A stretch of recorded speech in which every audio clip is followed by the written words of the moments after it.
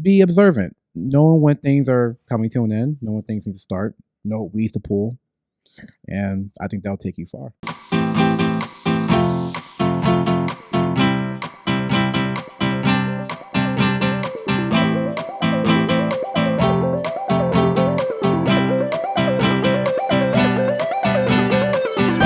Welcome back to Fishing Without Bait, a lifetime without definitive expectations, where we're continuing our conversation with our good friend Zeke.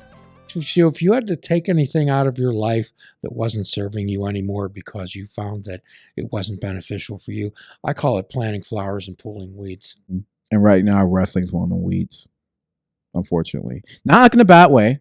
It's just that I got to a point. I had grown in this area. I need to focus on this a little bit more. So let me take a break from here, right? Pull my weed out.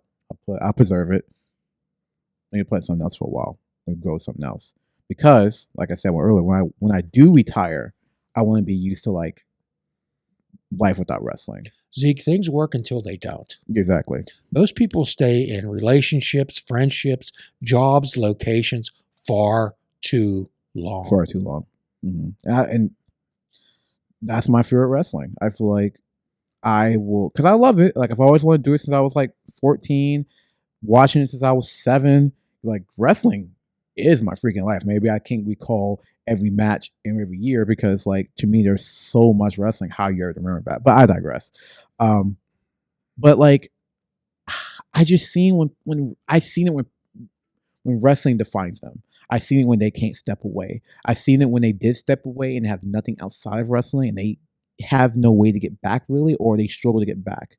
Like I don't want to be in that position when I'm older. Not to say I'm like mad or disgusted by people who are going to that. But I don't want that to be me. So yeah, it's a weed I have to pull when it's time. I know it's there. Let it grow a little bit more. I'll manage it. I'll pull back when I need to. If I have to yank and trim it, I will. But it's going to get yanked out the ground. It's just not time for it yet. I know it has to be done. Most people operate on levels of ignorance, okay? And there's a quotation in the 12-step book, Appendix 2, which is called The Spiritual Experience, that says that there's a principle which will hold a person in everlasting ignorance, and that principle is contempt prior to investigation. Mm-hmm. Oh, man. That's a really good one. Contempt prior to investigation. So, yeah, here's how I interpret that and explain that quote. I say to somebody, do you like broccoli? Oh my God, I hate broccoli. Have you ever eaten broccoli? No. I mean, that's literally me and me mentioning about art and drawing. I literally did that. I literally said, oh, art can't do that. Did you ever try it? That was contempt prior to investigation. That was it. That's what made me think about it. I mean, my friend's gonna watch. She was like, "Oh my God, you mentioned like, yeah, dude. Of course, I've been literally thinking about it. I'm not like in one ear out the other." So generally, I don't want our audience to think that we're throwing stones at every single person in America that doesn't agree with us. No. Okay. We want to let people know that we're not bad people. We're good people. Mm-hmm. And we want to continue to do the next right thing, treating people with courtesy and respect, knowing the difference between right and wrong, and understanding that most people operate out of ignorance. And unfortunately about ignorance is that it could be willful, if that makes sense. A lot of people choose to live in a version of ignorance. Some people systematically just don't know. They've never been taught to read or have reading comprehension to actually expand their thoughts or have pertinent information. And there's some people who every time they hear new information, confirmation bias is like just there. It's automatically engaged, and they refuse to, even though they can see themselves looking probably ridiculous. They don't care. They don't want to. Well, it's groupthink. They don't want to be. They don't want to be different from the group. Mm-hmm. The book 1984. That's where groupthink. Yeah, and especially I think it's funny because I think like Fahrenheit. What's a 450 like that? Fahrenheit, and then 1984. Fahrenheit 451. Yeah, 451. I was getting the numbers mixed up because, oh my God, I feel like 3 or 4 years since I read that book entirely. But those two books really like highlight, like, America wants to be like this individualized, free thinking country. But we've literally done both of these. You know what I mean? Both futures have happened or are currently happening. Same with Cyberpunk. A lot of those satirical works, we do this all the time. We don't want to be different. We claim to be individuals, but really, what's going on? We want to be accepted by the popular kids. That's why those movies are so popular, because everyone understands. Well, I have to be popular. I want the new kids to like me. So what are you gonna do to do it? I'm gonna get new clothes. I'm gonna hang out with them. That's no different from like going to a certain rally, wearing certain hats, voting the same way, spouting the same, boom boom lingo. Yeah, like we all want to be accepted by the group. On this show, Zeke, we encourage people to celebrate their uniqueness. Yeah, I mean, you should celebrate your uniqueness. Absolutely. But understand that your uniqueness does not make you better or more special to anyone else. Not at all. Not at all. And everyone is unique. That no matter what people want to say, oh, we got some boring people. I think they chose to be boring if they chose to be. But a lot of people are unique. No two people are the same. And we're not. But like, celebrate your uniqueness. There's something cool about you. There's something interesting about you. Don't let that be the only thing that defines you. And don't make it seem like, oh, because I'm gonna use art again, I can draw like murals and like all this stuff, beautiful stuff. That doesn't make you better than the person who just makes music. I love ice cream. Yes. Do you like ice cream? Rocky Road. I love ice cream. Yep. So, however, there's many flavors of ice cream. Mm-hmm. Oh, hi, Jim Ellermeyer back again from Fishing Without Bait. And as we offer and express transparency, this is a shameless plug for a book that we are selling. This is a 365-day calendar where we have a Zen type of picture to draw with a caption, and then we ask some thoughtful questions that people can answer, such as, what are your general thoughts about the quote? What is the morning thought in the morning? What is your evening thought? And what will you do tomorrow to spread kindness? Okay? And the beauty of this is that it's not numbered. You can pick any page out. It's not numbered. You can pick any day out and pick any quote out you want, or not. So what we're doing, we're asking people to use this as some type of a mindfulness activity to start their day. When we start our day, not trying to race through the day or with anxiety, but rather maybe some introspective self-talk, some internal validation. And what we're doing here is this. Also, what we'd like to do, we're going to be offering some Patreon material, maybe some behind the themes things, or some of the podcasts that we've done where we take a deeper dive, and we'd like to get your thoughts on that. What would you like to see? Are there any podcasts that we've done where you would like us to do a deeper dive? So you can please contact the show, and we'd be glad to explore that. And as always, we're looking for stories of recovery. Everybody's in recovery from something. We like to know how you got here from there. And please be good to yourself. And yes, this is a shameless plug.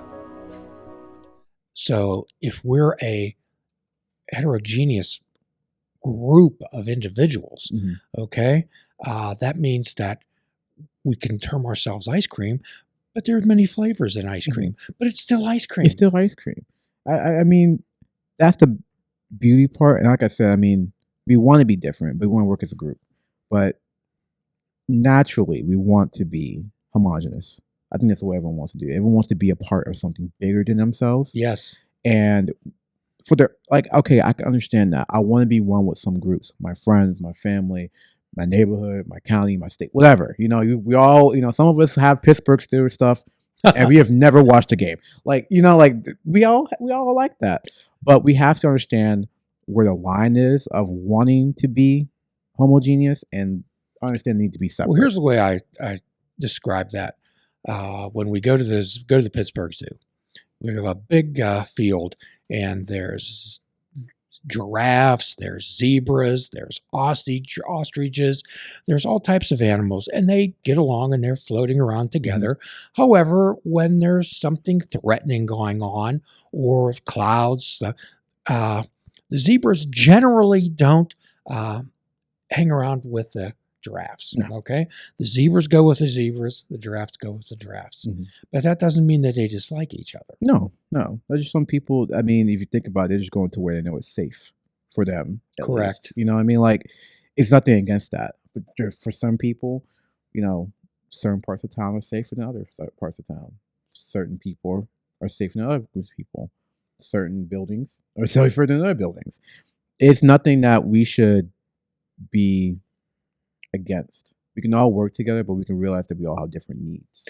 Yes, but it's our differences. It's like the sum is greater than the parts.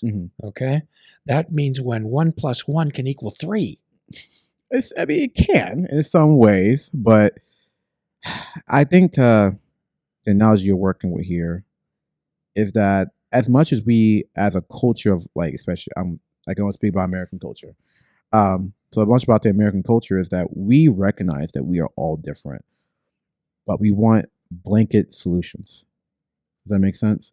We all want something simple. Like I'm a progressive, and I agree with the statement "tax the rich," right? And we use that as a blanket statement, right? But what are they saying? What are you taxing? Who are you taxing? How are you taxing?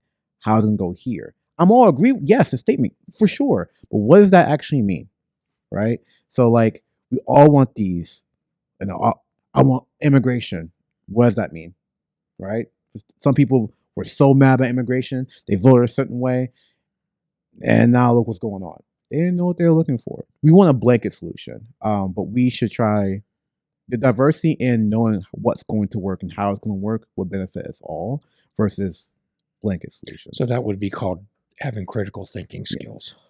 Unfortunately, yes. And I understand that our education system did not breed a lot of people who think critically, but we all have the ability to think critically. You may have been taught to, but you have the ability. The Dalai Lama says, question everything, Zeke. As you should. You should question why you live in a certain place. You should question, why is your town like this? You should question, why is the water looking like this? You should question, why I'm only getting paid this amount for this many hours?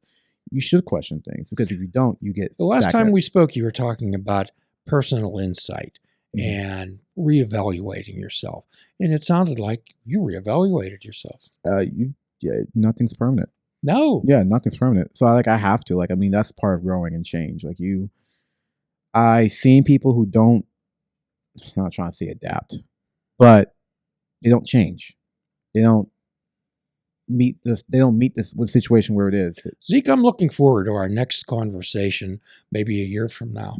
And I'll probably run into you in a... Oh yeah, we'll run into each other. However, what we like to do is every now and then bring back our guests and talk about the changes and transitions that they're going through in their life. And how they got there. This is a show about how people got here from there and how they did it.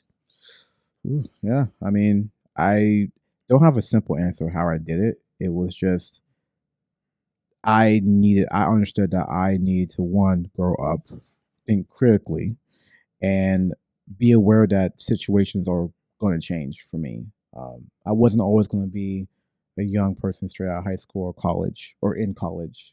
I'm going to think about when I'm 30, when I'm 40. So if anything, I tell people you just, not to stay on your toes, but be observant, knowing when things are coming to an end, knowing when things need to start, know what weeds to pull. And I think that'll take you far. Zeke, you're a delight. Thank you. I was so glad you come in this evening. I was really looking forward to talking to you. I'm always welcome to come back here. I love it. So if there's a message to our audience out there or whoever might be tuning in, what would it be? Be yourself. At the end of the day, you are born alone and you will probably pass away alone. It's not a bad thing, but who are you trying to impress? You should impress yourself at the end of the day. You should impress the work you do, or the dreams you chase, or the cool adventures you've able to take in, or the cool people that you collect in your life. Um, like, just be a beautiful person. Don't be afraid to be who you are. As long as you ain't hurting people, cheating, or like causing harm, be yourself, dude. Like, just love yourself, love other people, expand your thought, but if anything, celebrate who you are. Great message, Zeke. Great message. And at the end of every podcast, and I think people would be very upset if we didn't give this free prescription, and that's fruits, nuts, and vegetables. Unplug your television and take up fishing. And for a truly mindful experience, we suggest that you fish without bait. Do a kindness for yourself and do a kindness for another. Forgive yourself and forgive another. If we're all not God's children, then none of us are. Till all are free, none are free. Namaste. Please check out our website at fishingwithoutbait.com, where you can listen to the show, comment on our discussions, and find out where you can subscribe to our podcast. If you're interested in flying the colors of Fishing Without Bait, click the shop icon on our website. We have clothing, mugs, cell phone cases, and so much more. Show the world that you fish without bait. This show is a member of the Sorgatron Media Podcast Network. Find out more at sorgatronmedia.com.